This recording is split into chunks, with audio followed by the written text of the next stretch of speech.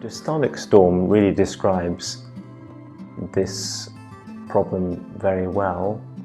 You can imagine yourself on a calm sea and suddenly a storm brews up and the ship is tossed around and may sink because the waves become very turbulent. And a dystonic storm or status dystonicus is suddenly a situation where dystonia, which may have been manageable, becomes unmanageable and widespread throughout the body, affecting the trunk and the arms, the eyes and the lips, the tongue and the mouth. And this turns out to be a medical emergency. When the body has no relaxation periods, but only experiences dystonia, the muscles are continuously active, and when that happens, they overheat, they run out of nutrients and energy supply, the muscle starts to break down, and as soon as that happens, the bloodstream is affected and takes the muscle breakdown products that poison the heart, the kidneys and the lung, and you get a situation called multi-organ failure. Each of these organs need to be supported, the lungs with a ventilator, the kidneys through dialysis or washing the blood, and the heart has to be supported with various medication to try and maintain its functioning despite the fact that it's being poisoned with muscle breakdown products. So the best management of dystonic storms is not to have one at all. But unfortunately, they are most likely to occur when a child or a young person with dystonia experiences an intercurrent infection, of which respiratory infections are the commonest, but important infections such as influenza can be provoking factors. Another type of mechanism for a dystonic storm is if an important medication that is part of the child's regular medication is omitted for a long period of time. It also happens when a deep brain stimulator that has been functioning is switched off or switches itself off or runs out of battery or has to be removed because it's become infected. So there are some very well understood mechanisms of dystonic storms or status dystonicus, and whatever the mechanism, it's a medical emergency that needs to be managed as swiftly as possible before there is damage to the other organs of the body. This requires the family to recognize the onset of a dystonic storm, which may be difficult if it happens during the night when everybody's asleep, but is usually well spotted during the course of the day because the child becomes increasingly distressed, unable to sit, and then unable to get to sleep, and that then results in a need to escalate the management. We've devised a scale to try and assess the degree of severity of dystonia called the Dystonia Severity Assessment Plan, or Dystonia as Soon as Possible, DSAP. Grade 1 is very simply a child who is sitting comfortably all day long and sleeping well at night. They may have dystonia that interferes with function, but from a health perspective, they are very well.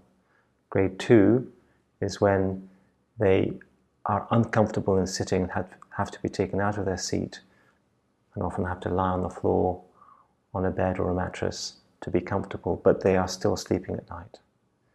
Grade 3 is a combination of being unable to tolerate sitting and unable to sleep at night. Usually a child in grade 3 DSAP requires hospital admission so that urgent management of the dystonia can take place. If you're not sitting in your chair, you may receive advice from your doctor or have a plan to change the medication that's been pre-established with your doctor. But once you're in grade 3 and you're not sleeping, the child is not sleeping and not able to sit, then they need to come into hospital to have a plan instituted. Grade 4 is an inability to sit comfortably, an inability to sleep with signs of sweating, and when blood tests are checked, there is the beginning of evidence that the biochemistry in the blood is changing. And this is very serious because it is the step before grade 5 where all the organs are poisoned with muscle breakdown products, and intensive care is required for the child. When you have a 5-point scale of severity, the hope is that the children will not reach level 3, 4 or 5 on the scale. And if families and carers and hospital staff and teachers are aware of the scale, then they will be able to notice earlier rather than later when a different style of management is required to prevent the worsening of dystonia. We have quite a simple plan, which is that we use medication that encourages sleep without affecting the breathing pattern of the child. So we use sleep as a general switch to switch off dystonia and improve comfort. And once you can achieve a normal sleep pattern, then the daytime dystonia also improves. After we have managed the sleep pattern, we then concentrate on the daytime pattern and the ability to tolerate seating. And that's our next objective, to make comfortable sitting possible during the day. So by concentrating on improving the sleep pattern at night and the sitting pattern during the day, we should be managing most of the aspects of the dystonic storm. Unfortunately, it is often necessary for the child who has reached DSAP level 4 to have recourse to much stronger means of controlling dystonia, which includes muscle relaxants. But once you start using muscle relaxants, then you will affect the breathing pattern, and those children will need support with a ventilator. Certainly oxygen, but often with a ventilator. So support of breathing with ventilation is often inevitable, as is the need to use dialysis to help the clean the blood of poisonous byproducts from the body that are not being evacuated through the kidneys because the kidneys have failed. Dystonic storms and status dystonicus, which is the same thing, are much more common in children with cerebral palsy, particularly teenagers with cerebral palsy. So again, the cerebral palsy background is a major contributor to dystonic storms in childhood. And that's because children with cerebral palsy have the worst dystonia, usually. There are some well-known but rare metabolic disorders that cause dystonic storms. One of them is neurodegeneration with brain iron accumulation, of which there are many sorts. And this very typically produces very severe dystonic storms several years into the onset of this disorder. Another disorder is the group of conditions known as the GNAO1 disorders, which are relatively newly understood genetic dystonias that affect very young children but of course also affect teenagers. And dystonic storms in very young children who don't have a normal pattern of motor development may be due to the GNAO1 mutation if it is looked for. So these are disorders that commonly result in dystonic storms. Unfortunately, there are many much rarer disorders affecting all aspects of the functioning of the nervous system related to the biochemistry of the cells, and these individually can be diagnosed at the time of presenting with a dystonic storm by appropriate tests. Usually, a dystonic storm occurs on a background of a previously established movement disorder involving dystonia. But completely well children can suddenly be affected with a dystonic storm out of the blue, and that normally means that something has happened to them. For instance, there are now a group of conditions which we call neuroinflammatory disorders, where the immune system, which normally protects the body from infection, turns itself against the brain and causes a dystonic storm. And we're increasingly familiar with unusual and bizarre movement patterns involving dystonia and chorea, where a neuroimmune mechanism is the cause, and there are now very good treatment options for managing these conditions. Of course, like everything, if you don't diagnose it, you won't manage it appropriately. So most neurological departments are now very good at determining if a child has got a neuroinflammatory disorder. And quite typically, these are provoked by common viruses that go about from person to person. But in addition, these viruses trigger the body's immune system to start causing a neuroinflammatory disorder in the child. And this can occur in very young children as well as in teenagers.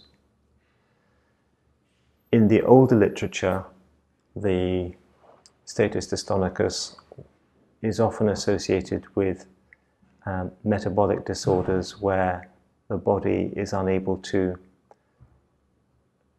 rid itself of heavy metals such as copper, zinc, and also poisoning by these metals, including lead. But these are very rare disorders and can be diagnosed by doing specialist biochemical tests, but also genetically and through characteristic brain scans. So the brain scan can help often to determine which category of disorder should be considered first. And the history, that's the story of the pattern in which the movement disorder has begun, can help understand what the process may be in conjunction with the brain scans and in conjunction with detailed blood tests. So in summary, a dystonic storm is a life-threatening condition that is often a worsening of a previously known state of dystonia in a child or young person, but can occur out of the blue in previously perfectly well children and young people. It requires very careful and timely management, and may also be an opportunity for discovering aspects of the diagnosis that have been unknown up to that point. Medication is usually the way to manage these conditions, often requiring medication for sleep, for muscle relaxation, and sometimes the child will need to be anesthetized and the breathing taken over by a machine, a ventilator, for a short period to help them get over the dystonic storm. The shorter the dystonic storm, the better. It's not unusual for children and young people with dystonic storms or status dystonicus to be in hospital for months, to be in intensive care for months. There is an Australian boy published in a small series of GNAO1 causes of status dystonicus who had been in the intensive care unit for 8 months, and that had cost $1 million Australian just for the management of that child. Dystonic storms are not easy to manage, and one way out of a dystonic storm is to use the neurosurgical technique, deep brain stimulation. Some people are suggesting that using a cauterizing technique deep in the brain may be helpful, where the offending part of the brain is